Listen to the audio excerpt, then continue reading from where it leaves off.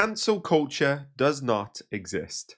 That's a pretty hot take to start this video off with for a lot of people, I'm sure, but it's true. We see proof of it every single day on the internet, and today we're going to be talking about one of those pieces of proof. And yes, I know I sound a little bit weird, but I have COVID, okay, so cut me some slack. I'd like to introduce you to a streamer who, as of the morning of the 13th of September, had a number of accolades to her name. She was a caster for LVT Halo, which is a Halo esports community and broadcast channel. She was a community manager for Team Status Quo, a North American esports organization, and was partnered with Advanced GG, an energy drink supplement company, and Gamer Advantage, which is a seller of blue light glasses. This streamer is also a tournament organizer, as you can see there in her bio, and was in the process of organizing a ladies' scrim for Halo, which was, in her words, just for fun and practice. Cool, sounds awesome, no issues here. Until she sent out a tweet, which reads, "I am building out channels in my Discord for the ladies' scrims on Saturday. I love and value all people, and as a Christian, I believe God created people in His image as male and female. Genesis chapter 5 verses 1 to 2. Therefore, I will not be allowing trans players to participate." Slight sidetrack here before we really get into it, but I remember when I was in college and I was having a conversation with a group of people, and the topic of gender neutral bathrooms and trans people in general came up. And there was this one guy in the group who was die hard against the idea of trans people being allowed to exist and function in our society. And I was flabbergasted because this guy was a loyal and practicing member of the Christian church. He was the type of guy who went to mass 3 times a week, would constantly preach about the love of God and Jesus, and was even recording songs as part of a Christian musical band. Like, being a Christian was about 75% of his personality. And when he told me that he was against trans people, I was like, you know what? I'm really surprised that you, out of all the people here, are against them. And he looked at me and he burst out laughing. And he said, "Me? Do you not know a single thing about me?" He actually found it hilarious that I had misinterpreted his preaching about love and acceptance as part of his faith so badly that I had had the audacity to think that he would be an ally to the trans community because every single week he was being taught by his church to love his neighbor. Silly me, right? The reason I bring up this story is because you can see the exact same thing happening in this tweet. The streamer says, and I quote, "I love and value all people." All people. And then, in the next sentence, discriminates against a group of people for simply existing. Love and value. I bet you're seeing exactly where that love and value is, right? Now, you may have already seen this tweet if you're a frequent user of the site because it was being talked about by pretty much everyone.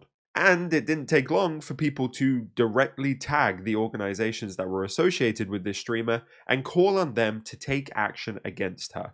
And the result? In less than 24 hours, this streamer's bio went from this to this. She was dropped by every single company that she was partnered with. Now, this is a huge win for representation within gaming spaces. A large number of creators and companies that were linked with gaming spoke out against this creator and in support of trans lives, including, by the way, none other than Steve Downs. How you doing? This is Steve Downs, the voice of Master Chief, Spartan 117. You know, a Spartan's job is to fight for the rights of all humanity.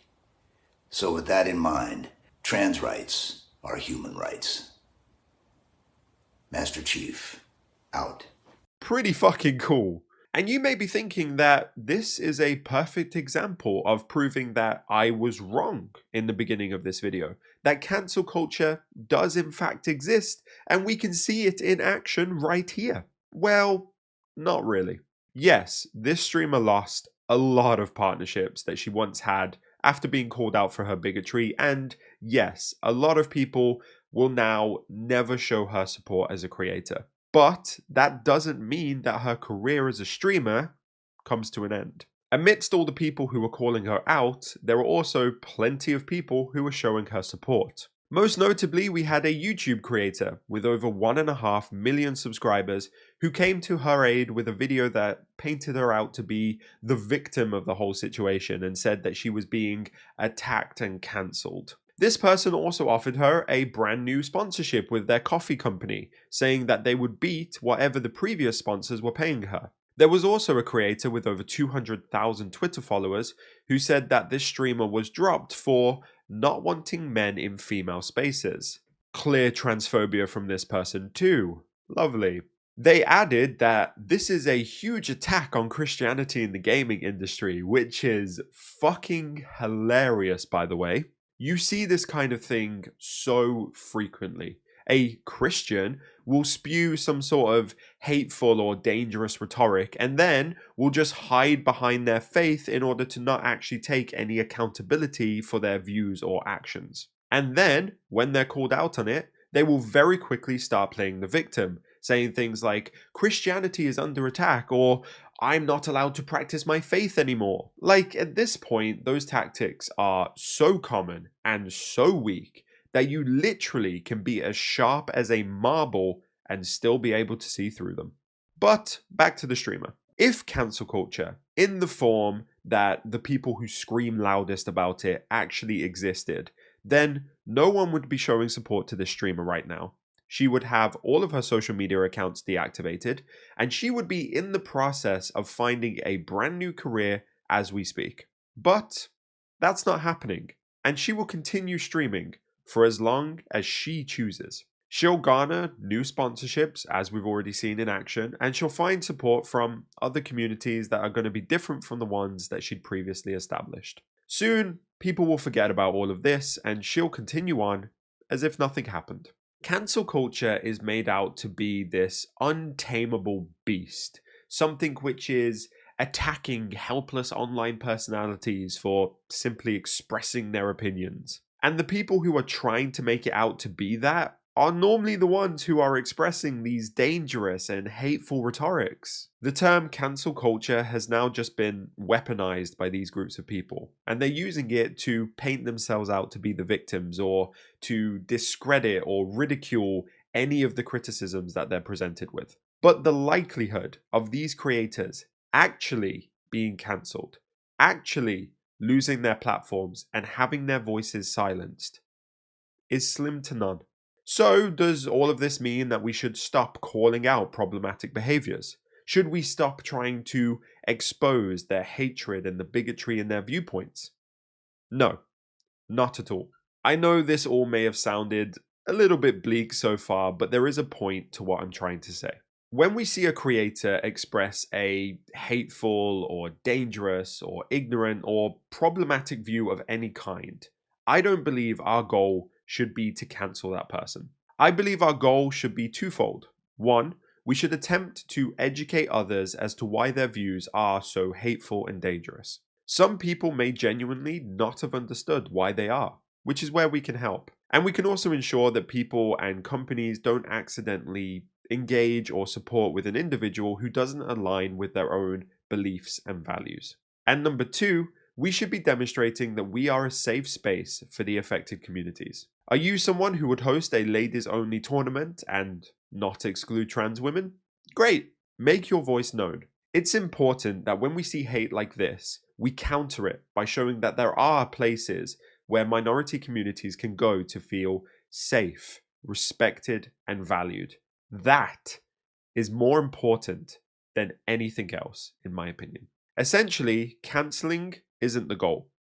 Educating and standing with those whose voices may not be as loud without us is the goal. Now, for the sake of presenting the whole story, I will mention here that this morning the streamer did upload a response to everything that's been happening, but if you're hoping for an apology, I wouldn't hold your breath.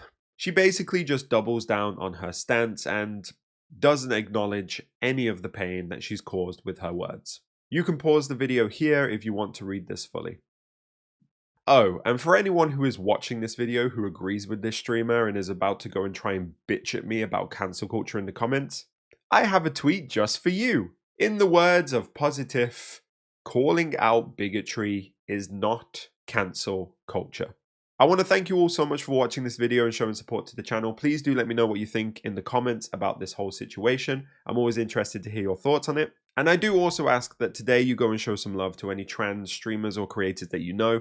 It's very, very important that in times like this, we show that they are loved, valued, and respected. And if you're watching this and you are a trans creator or just a trans person in general, I fucking love you. Keep up the good work. You're doing awesome. But for now, guys, go out there and be the best damn crocs that you can be. Thank you so much for supporting this channel. Remember to like and subscribe if you enjoyed this video for content just like this every single week. I will see you in the next one.